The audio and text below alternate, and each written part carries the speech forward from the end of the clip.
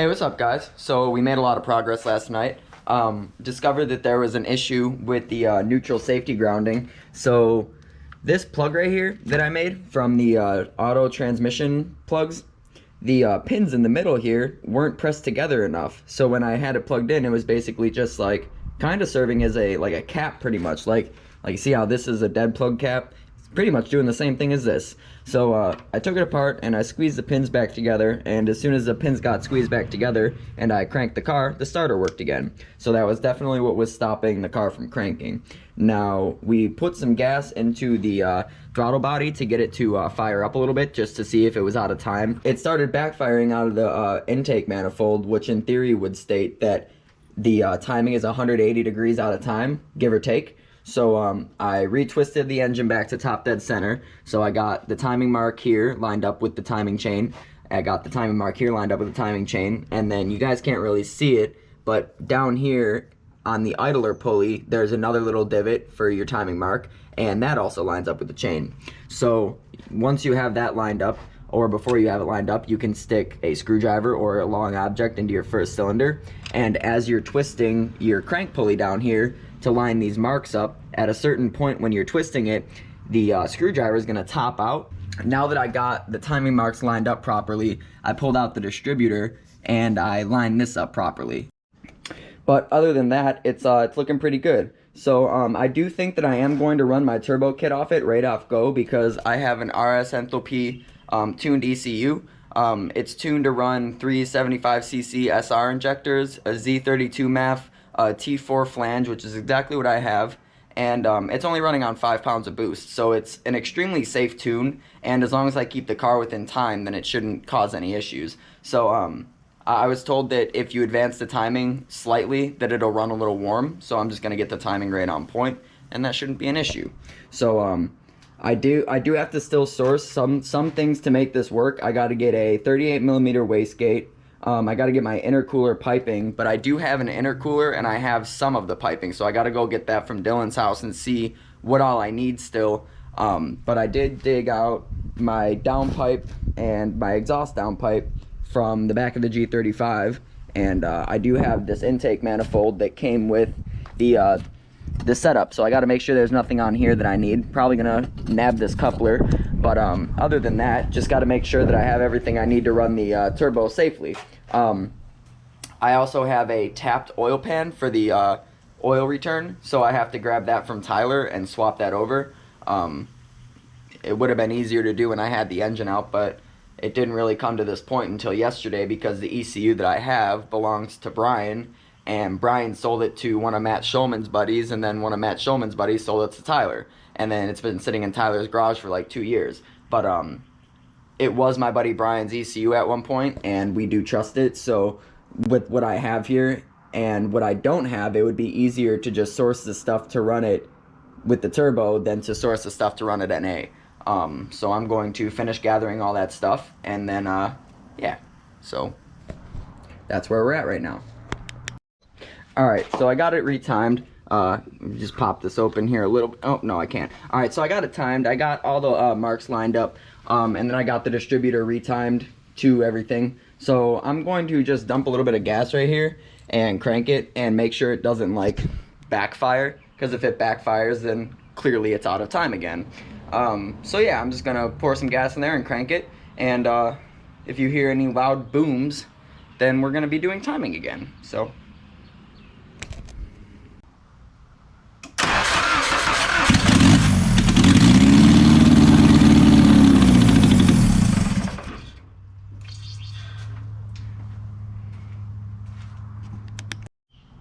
alright, so that's actually really good news right there. It only started for like, 2 or 3 seconds as you saw, but it didn't backfire, which means that the timing is close enough that it's not going to cause issues when I go to, turn the car on and warm it up and actually time it with the timing light. Because, if you have it like 180 degrees off and you're, spitting flames everywhere, out your intake and your exhaust, then it's not really going to be an effective time to try to use the timing light. So yeah, so now that's all the way it is, I have a whole bunch of stuff coming in for the turbo and the turbo setup. So right now I'm going to focus on getting the battery relocated to the trunk because I got all the stuff for this now. And, well, to run my turbo piping, I'm going to have to, you know, get that out of there. Intercooler piping, whatever you want to call it. So yeah, I'm going to get the battery put in the trunk and focus on that. So plenty of content to come on the 240 now that the engine runs. It's healthy. So yeah, I got plenty to do. Got a bunch of turbo conversion stuff to do. So if you guys are excited, make sure you stay tuned because a bunch of stuff's going to be happening with this car to get it geared up to run. You know, I got some really cool plans for the front end on it. I do have an S13 front end that I'll probably be running in the meantime while I finish sourcing the stuff I need. But if you know what that is right there, then, you know, you start to get a pretty good idea of what I'm doing here. But if you don't know what that is, then you're just going to have to wait. So yeah. I'm going to start getting all the stuff together to do the battery relocation. And I'm going to show you guys how I would do it and what I would use to do it. Alright, so I got about 20 feet of 2-gauge wire. I got a battery tray. I got a fuse block. I've got these little joint connectors because I have two like 10-foot cables. And then I've got this 3-way whatever you want to call this thing. It's like a distributor block. But yeah, I'm basically going to use it to run this cable to these cables over here and the ones for the fusible link, and I'm going to attach it in here so it looks nice and clean, and then I'm going to run the line through the car to the trunk. Alright, so I got it bolted in here with one bolt. This one is already in the chassis, so I just undid it with the 12 and then put it in there. I'm going to put a second one right here, and then I think I'm going to put a third one in the middle of the tray to sit under the battery, just because it's got a decent amount of movement, and I'm not really trying to have this thing go flying while I'm driving or hitting a corner. So yeah, I'm going to get that in there and then get it tightened down. I don't know if I have any self-taps right now, so if I can't find them, then I'll just do this later, and I'll just focus on getting the wires done up. So now that the battery's in the trunk, I'm going to get my cable and run it from the area here straight back to the battery. Alright, so sorry if it's a little dark. So I got it coming through right here. Got it ran up along this kick panel under the seat rail. I'm going to run it straight up here. I'm going to go right through here. I'm going to attach my fuse block to it and then run it to the battery because I'm going to put an inline fuse in there because, well, that just seems like the right thing to do. So I'm going to get that taken care of and show you guys what it looks like when it's all in. So I got this 3-way junction right here that I'm going to put in place of the terminal. So I'm just going to disconnect the terminal. I'm going to get this line, these two lines, and then my my power line that's running back to the battery all hooked up to this. I'm probably going to mount it like right in this general vicinity, however it looks best. And then after that, I should be able to have power running from the battery to the front of the car.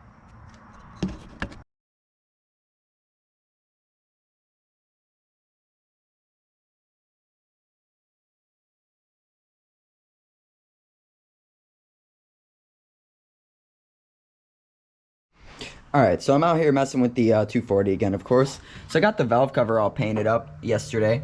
It's looking pretty spiffy. I don't know quite how it's going to look on camera, but it's got a slight metallic sparkle over it, which is, you know, a flake pretty much. And then I ceramic coated my intake manifold for the or the turbo manifold. I don't really know if that's just going to burn off or not, but it is high temp paint with ceramic in it. So we'll see. If it burns off, it burns off. I don't really care. But I don't have any of the exhaust bolts because the kid that I got the car from didn't think it would be a good idea to keep those around. So I got this one all fit up to the thread. So I'm going to take a trip over to Ace Hardware real quick and get, I think 8 of these. 1, 2, 3, 4, 5, 6, 7. And there's a stud missing. So I'm going to have to get a stud for that. So I'm going to get 7 bolts, 8 bolts, and a stud. Alright, so these bolts were like 70 cents a piece, and a box of them was like $6, and I needed 8 bolts, so it really made no sense not to get 15 of them for $6 as opposed to 8 of them for like $10. So, yep. And then I also got a stud, so to replace the one that's missing.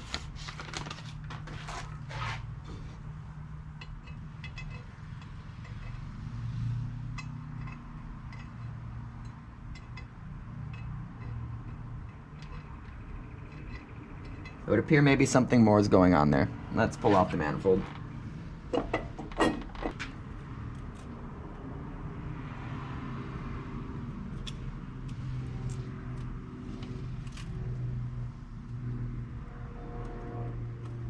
Ah, yes. A snap stud. So this is useless. Alright, so I got a whole bunch more done yesterday. The power steering reservoir was right here, and when the turbo was clocked down, that wasn't an issue, but all the intercooler piping that's made for the S13 KA turbo setup, none of it goes to a bottom mount hot side outlet, whatever you want to call that. So I clocked the turbo 90 degrees to the left to make the outlet come out on the top, and now that that's there, it was pretty much hovering right over the power steering reservoir. So I painted my power steering reservoir. You guys can't really see the detail of it, but it's a lot like the valve cover where it has the sparkles on the base coat and then it's clear coated in. But I relocated it to right here because this is where the chase bays setup is designed to be put, and it makes the most sense. So I bent this bracket about 90 degrees, and this one was able to be bent just slightly, and I was able to get it in here. So what I did, instead of mounting it from the inside because of the way the bracket locations are, I actually mounted it from the inside here. So I put a bolt through here, put a bolt through here, and I got another bolt in right here for the third bracket, so it's nice and secure. It's not going anywhere. So once you have that in, this bottom one might touch right here, but all you got to do is just take your whole unit and put some force on it and bend it up, and then it'll have distance for your hose to go on. So all you're gonna have to do is take your old hoses. You might want to just grab them and take them to the auto parts store so you make sure you get the right size. I still have mine on here so I can see what outlets they went to. So while I was under there, one thing I noticed is that my steering rack actually has no bushings in it. So if I just come down here and I just grab onto the steering rack and give it an old...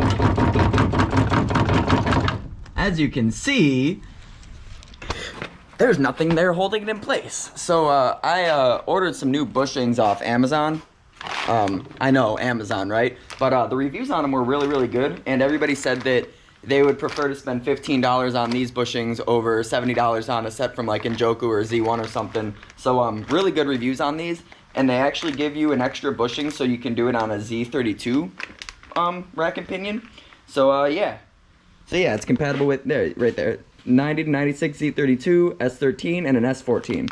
So yeah, grab some bushings. I'm gonna throw those in real quick, and then after I get the bushings in, I'm gonna pop off these old tie rods and get on my other ones because those are beat pretty bad, and I've got a set right here from this Johnny that I can put on. So yeah, once I get those switched out, I'll get these on, but these look severely not aligned. So we shall see. Alright, so I got the rack and pinion bushings in, and I got it all tightened down. And then yesterday I picked up some more intercooler piping, so now I got the hot side pipe. I got a wastegate here with a hood dump, and I actually picked that all up with this manifold here for like 50 bucks, but this manifold is T3, and these studs are welded in, and I was just gonna cut them off and put studs in the T4 spots, but there's little weld boogers in there, so I'm not even gonna mess with that. I got it for 50 bucks, and well, all the other stuff it came with is really what I needed, like the wastegate and the hood dump. So I got a coupler on the way for this. I ordered the ISR cold pipe, and then I've got the 90-degree bend down here to connect to the cold pipe. So once that all shows up, the intercooler system should be complete. But I did get some mail today. I have been getting comments from some of you guys. I know that like Jimmy Oaks and a few other people do like sub mail, and I've had a few of you guys ask me to leave a PO box. So I'm gonna make a PO box and just drop it down in the description, and if you guys ever feel like you have anything that you want to send over here that you want to see me open up on the channel, then you can send it over.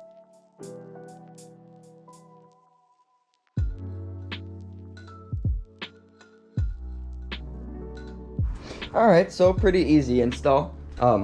Definitely don't forget your cotter pin. I know I didn't put one in. I just need to go to the store and buy some. Already got 5 lugs in the back, so that's really good. That actually came with the convertible, so I was able to pull those off. But now we got fronts, so it's a lot nicer that you can just undo the bolt and slide them off without having to like get them pressed or anything. So now that that's done, we can move on. Alright, so I got these Z32 or R32 or whatever they are. There's some big boys that I pulled off the coupe when I got it. So I'm just going to tear everything off this really quick and then repaint it because I think it looks pretty bad. So yeah, I'm just going to strip everything down and then get it painted.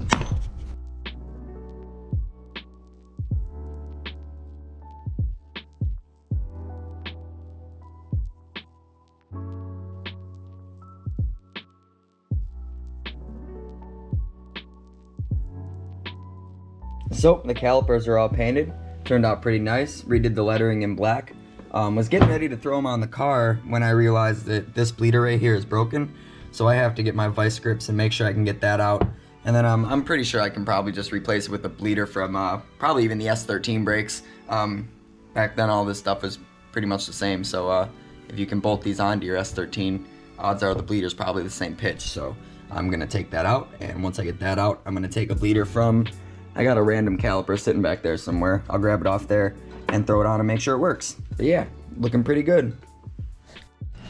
Alright, so I'm not exactly sure where I left off recording. I went to the aquarium yesterday, and I think the last day I recorded was Friday, so it's Sunday now. So yeah, so here's a little bit of an update. I think last time I talked to you guys, I had just picked up some random turbo stuff.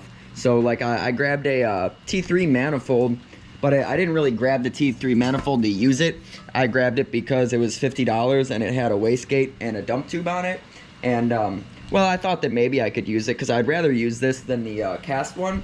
But these studs are welded in, and yeah, so I would have to find a new turbo to run that. And the reason I don't want to go and get a T3, even though it's less laggy than a T4, is because my downpipe attaches to this, and I'm not really trying to go and switch that all up. So I'm not really gonna mess with that, and I'm just gonna run it as is. And if it ends up being a big problem, then I can worry about changing it later, because my ECU is tuned for a T3 flange. So if that's the case, then I can just switch to the Cummins turbo, which spools a lot quicker, and that's a whole different thing. So if you're interested in that, you can kind of look that up. Look up Cummins turbo in a 240SX or on a KA. They spool a lot lower, and I was told that you can get max boost at, I think, 2,500 or 3,500 RPMs, which is pretty crazy. So yeah, I got my ISR cold pipe yesterday. It came in the mail while I was at the aquarium, so I came out here at 3 in the morning and I threw it on here when I got home because, well, I was that excited.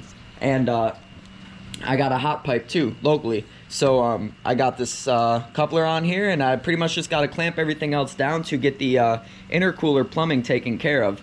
A lot of little things to take care of still though. I got to get a serpentine belt and seal the valve cover down, and I just want to make sure everything's in place though before I go ahead and take those final steps to get them taken care of. So that's where we stand with this car.